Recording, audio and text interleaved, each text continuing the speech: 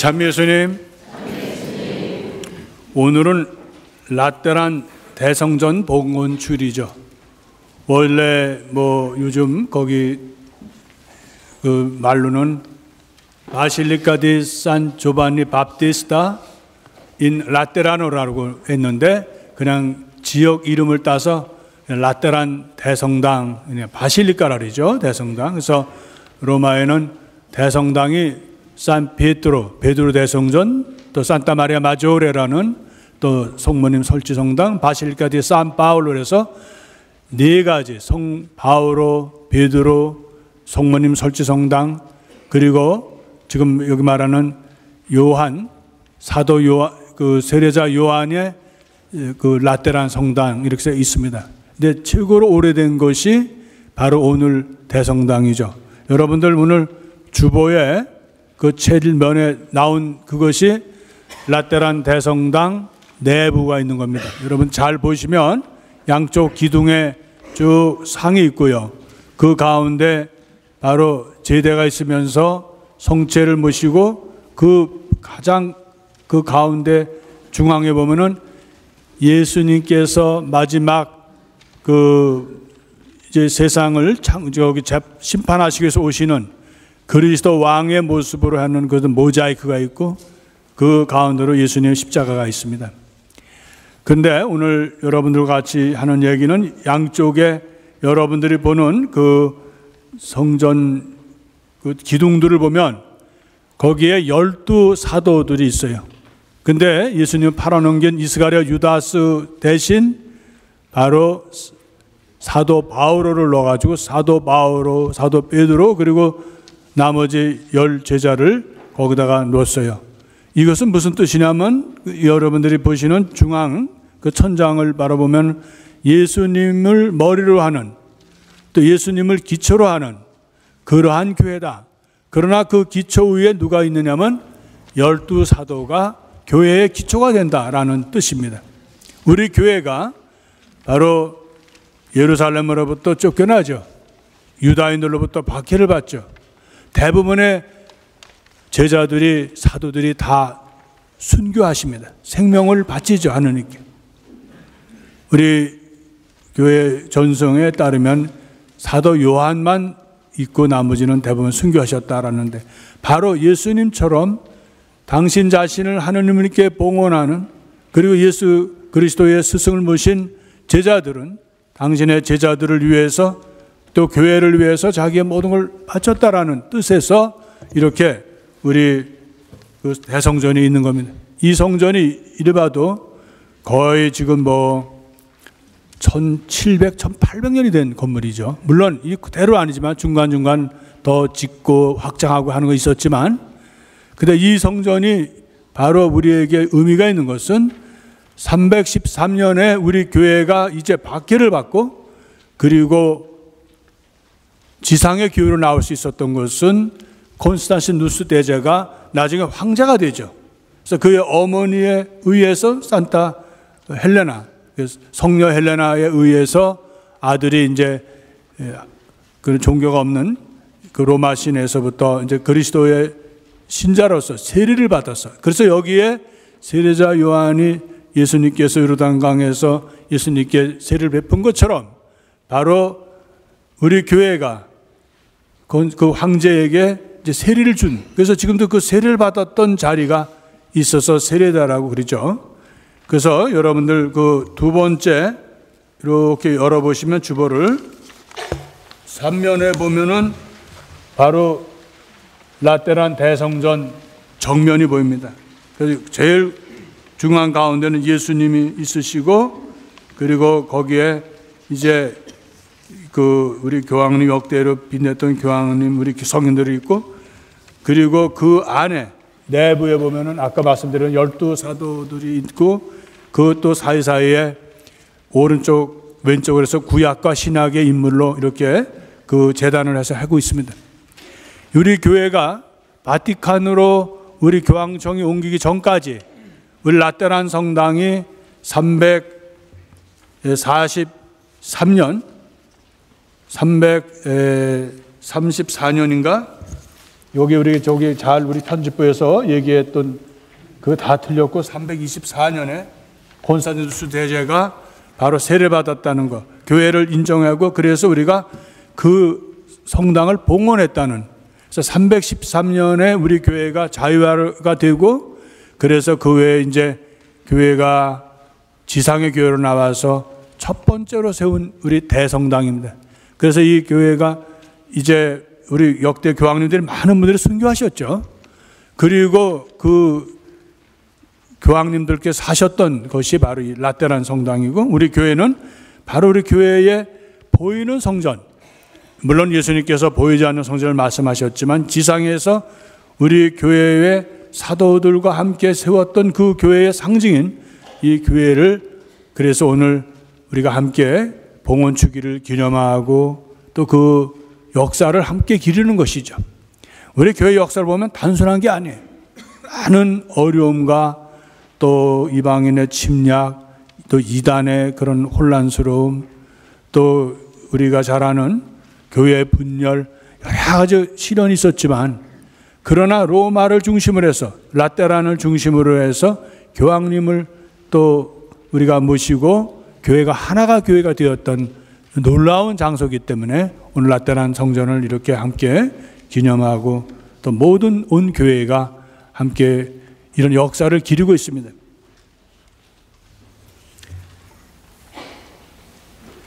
우리가 오늘 에제키엘서에서도 나오지만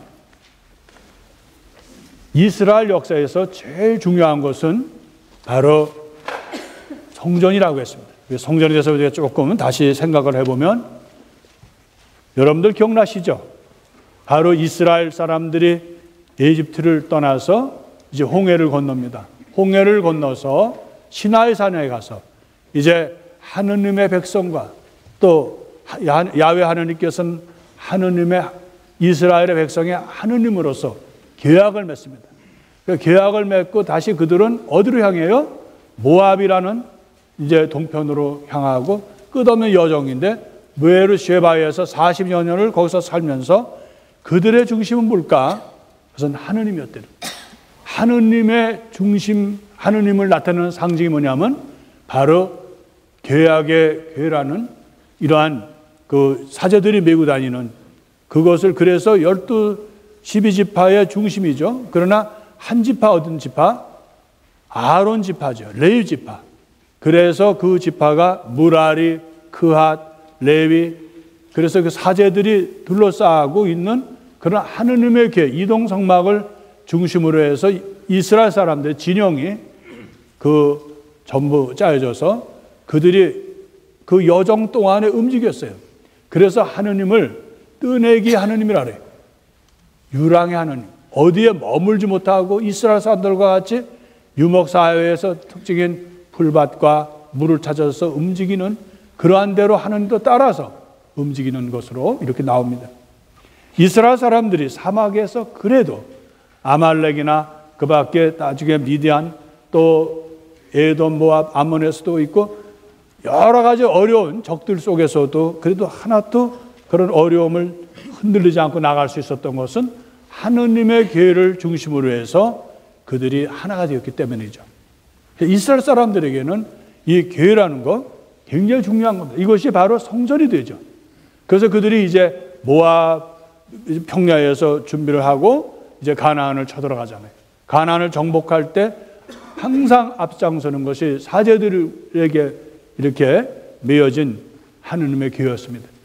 야훼에게 또 계약의 계라고 하죠. 그래서 그 계약의 계를 중심으로 해서 이제 그것이 있었다가 판관 말년에 사무엘서를 보면 이제 엘리 사제 때 그것을 에베네젤이라는 곳에서 진을 치고 싸우다가 결국 필리스티아한테 가장 이스라엘에게 힘들었던 적이죠. 적들에게 뺏깁니다. 하느님의 계가. 이스라엘 사람들은 굉장히 자존심 상하고 그래서 그 수건 사업을 누가 이루어요? 다윗이 다시 찾아오죠. 그래서 다윗이 찾아와서 다윗 그 시온 언덕에 한 귀퉁이에 있었던 다윗 도시에다가 모셨습니다. 하느님의 전을 짓고 그리고선 나중에 솔로몬 다윗의 그 계승자이죠.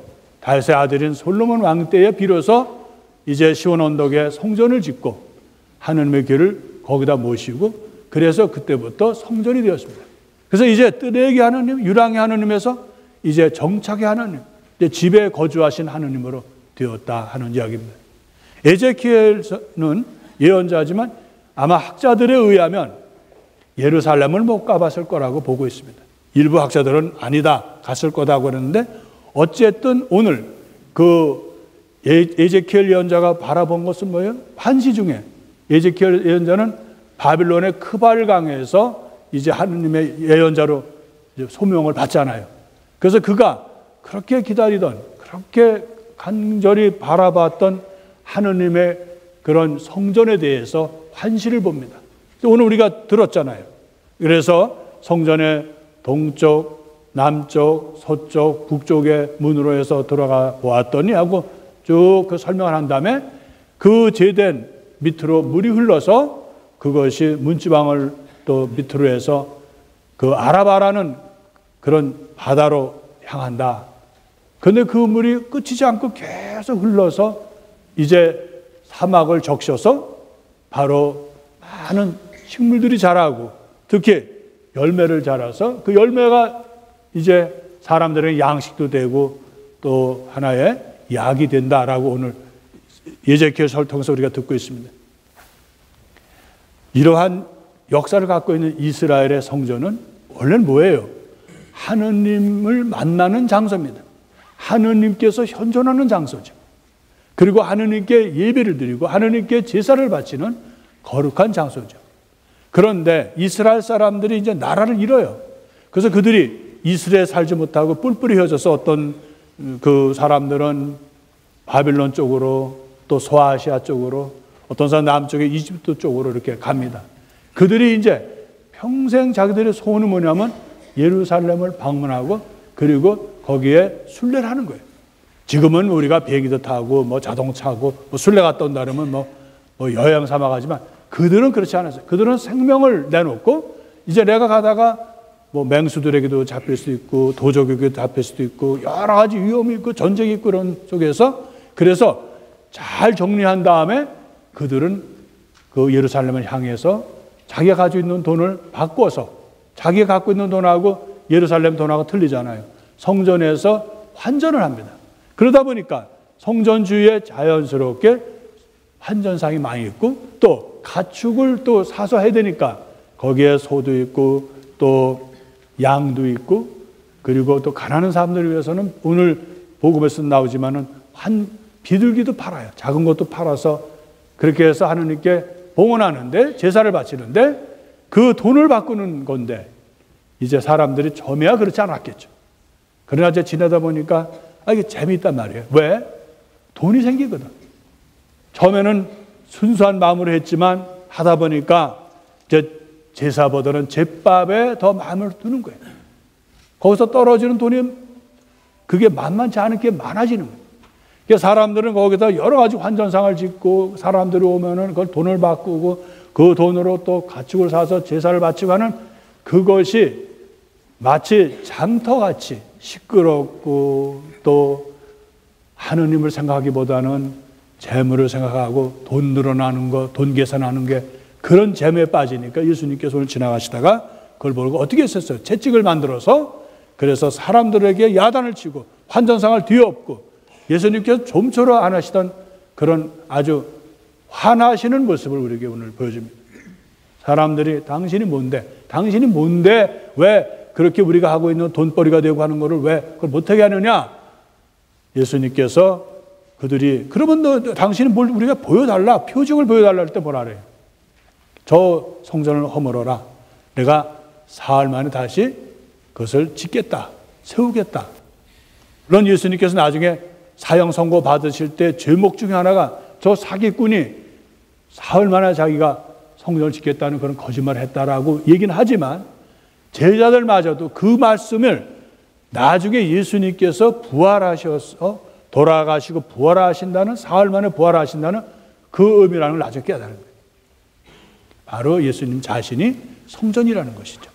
라떼란 성당이 우리에게 주는 가장 것은 바로 성당 가운데 중앙에 예수님을 머리로 하고 예수님을 기초로 하고 바로 사도들이 그 기둥이 되겠다는 거고, 그 건물을 다 이룬 것은 뭐예요? 바로 오늘 사도 바울께서 말씀하신 대로 바로 우리라는 거예요. 주님을 사랑하고 믿는 사람들이 성전을 이룬다. 그래서 바로 하느님의 성전이 여러분입니다라고 얘기하는 거예요. 여러분이야말로 하느님의 거룩한 성전이라고 오늘 얘기하는 겁니다. 그러면 우리가 오늘 두 가지를 생각할 수 있어요. 첫째 하나는 지상의 교회에, 우리 교회의 상징으로 성전을 지었던 라테란 성당을 우리가 기억하고 우리 교회가 하나가 될 수 있도록 그 성전을 통해서 교황님을 중심으로 하나의 신앙, 또 하나의 사도로부터 오는 교회를, 또 교황님들의 그런 중심을 통해서, 그래서 그 교회가 바티칸으로 옮기기까지 우리 교회를 지켜왔죠. 1000여 년 넘게를.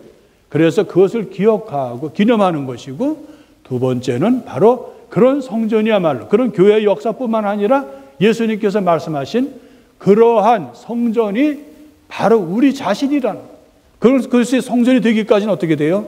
예수님께서 바로 당신 자신을 봉헌했다는, 당신 자신을 희생으로 봉헌하시고 십자가에 돌아가심으로써 우리 자신에게 세례 성사를 통해서 우리가 각자가 성전이 되게 하셨다는 두 가지 의미가 있는 겁니다. 하나는 지상의 건물인 교회에 예제키엘이 말하는 예루살렘 성전을 통해서, 그리고 우리 나타난 성전을 통한 그런 역사적인 의미가 있고, 두 번째는 그러한 의미가 신학적으로 우리에게 바로 우리 각자가 바로 보이지 않는 하느님의 성전이다라는 얘기입니다. 오늘 에제키엘서의 의미를 우리가 다시 새겨야 합니다. 에제키엘에서 그 물이 어떻게 나와요? 바로 아라바라는 데로 해서 홍해로 해서 바다로 한다는 거예요. 그래서 성전에서 나오는 물이 두 가지를 또 하죠. 첫째는 그 사막과 같은, 죽음과 같은 아무 의미도 없는 그러한 것을 적셔서, 그래서 많은 생명이 자라나도록, 식물이 자라나도록, 그래서 곡식이 열리고 그래서 사람들에게 양식이 될 수 있도록, 약이 될 수 있도록 했다는 그것이 첫째 의미고, 두 번째는 어떻게 해요? 그 물이 짠물, 아마 사해를 염두에 뒀겠죠, 그 저자는. 그래서 사해의 짠물은 아무것도 살 수가 없어요. 그래서 그 짠물에 이제 단물이 들어가서 거기에는 온갖 바다의 생물이 이제 우글거리고 그 생명이 다시 살아난다는 뜻입니다. 그럼 여기서 성전의 의미가 무엇인가? 바로 하느님의 평화가, 하느님의 생명이 죽은 사람들을 살린다는 뜻이 됩니다. 여러분들 라테란 성당이나 베드로 대성전, 그 성모님 대성전을 가보면 이렇게 우리 그 사진에 잘 안 나오는데요, 그 계단의 양쪽에는 계단에 올라가 있고 그렇게 물결처럼 이렇게 각이 진 게 아니라 둥글둥글하게 이렇게 내려왔습니다. 그게 무슨 뜻일까요? 바로 성전에서 그리스도의 평화가 나온다는 뜻입니다. 그래서 우리 교회, 지상의 교회를 통해서 세상에 그리스도의 생명을, 그리스도에게 희망을 주는 것이다 하는 얘기입니다. 우리 교회는 세상의 빛과 소금의 역할을 하죠. 또 우리 자신에게 예수님도 너희들은 세상의 빛과 소금이라고 말씀하십니다. 우리가 바로 하느님의 성전이기 때문에 그렇죠. 우리가 사실은 여러분 때로 우리가 부족하고 죄를 짓고 또 내가 뭐 대단한 사람이냐 이렇게 얘기하겠지만, 사실 여기는 여러분이나 본당 신부도 비싼 사람이에요. 왜냐하면 하느님의 성전이라면 대단한 거 아니겠어요? 보이는 그런 성전 못지않게 하느님의 성전이라는 것이죠. 그럼 우리가 오늘 세례성사를 통해서 우리에게 주시는 하느님의 넘치는 은총을, 하느님의 평화를 이제 우리로부터, 나로부터 나가야 된다는 거예요. 우리를 따지면 우리가 내세울 게 사실 많지 않아요. 내가 영광, 이제 이것이다 하고 열심히 또 준비하고 공부도 하고 내가 또 살아오는 목표로 삼았고, 또 살다 보면 어느 날 보면 이게 아닌데라는 생각을 합니다. 내가 또 굉장히 신앙인으로 잘 사는 것 같은데 어느 날 보면 아무것도 아닌 거 가지고 내 이웃과 다투고, 또 어떤 때는 평화를 잃어버리고 속상해하고, 아무것도 아닌, 지나가면 아무것도 아닌데도 왜 내가 거기에 매여가지고 그렇게 옹졸하게, 어떤 때는 아무 창문도 없는 그런 사람처럼 살아왔을까 하고 회한에 젖었을 때도 있습니다. 내가 한 신앙이니까. 그래도 놀라운 것은 그러한 속에서도 하나님은 나에게 하나님의 성전이라는 놀라운 은총을 주셨다는 거예요. 이것은 하나님의 선물이에요. 우리가 잘나서 잘했기 때문에 주시는 것이 아니라 세례를 통해서 예수님이 십자가에서 돌아가신 그러한 피의 대가로, 사랑의 대가로 나에게 성전을 하도록 이제 나를 초대하신 것이죠. 오늘 우리는 라떼란 대성전 봉헌 주기를 맞이해서 우리 교회를 지켜주신 하나님께 감사해야 돼요. 우리 교회가 그래도 여러 가지 이단에 시달리고 갈라지고 상처받고 전쟁으로 여러 가지로 어려웠지만 하나의 교회로 내려온 것은 우리가 감사합니다. 라떼란 대성전을 중심으로 해서 하나가 되었다는 것은 하나님의 은총입니다. 그래서 그것을 기념하고 오늘 그걸 감사해야 되지만 오늘 사도 바울께서 고린도인들에게 보낸 서간에서 뭐라 그랬어요? 바로 여러분이 하나님의 성전이라는 거예요. 우리는 오늘 하나님의 성전이 된 우리 자신을 알아야 합니다. 내가 약하고 아무것도 아니지만 나를 통해서 하나님의 말씀이 전파된다는 거예요. 얼마나 이건 놀라운 선물입니까? 나를 통해서 하나님의 말씀이 전파된다는 거예요. 우리는 하나님의 말씀을 선포할 수 있는 권리가 있다는 거예요. 안 해서 그렇지. 우리가 대단한 사람들이 또 세상에 항상 좋은 것만 아닙니다. 세상에 우리가 재물도 좋지만 재물을 쫓아 살다 보면 갈라지고 또 여러 가지 어려움이 많습니다. 자본주의가 좋다고 했지만 자본주의가 주는 것이 뭐가 있어요? 무기를 만들고 무기를 팔고 어느 다른 나라는 어떻게 됐든 간에 내 나라만 잘 살면 되고 가정은 어떻든 내 가정만 잘 살면 된다는 이기적인 것을 만들었습니다. 아마 사막과 같은 삶이에요.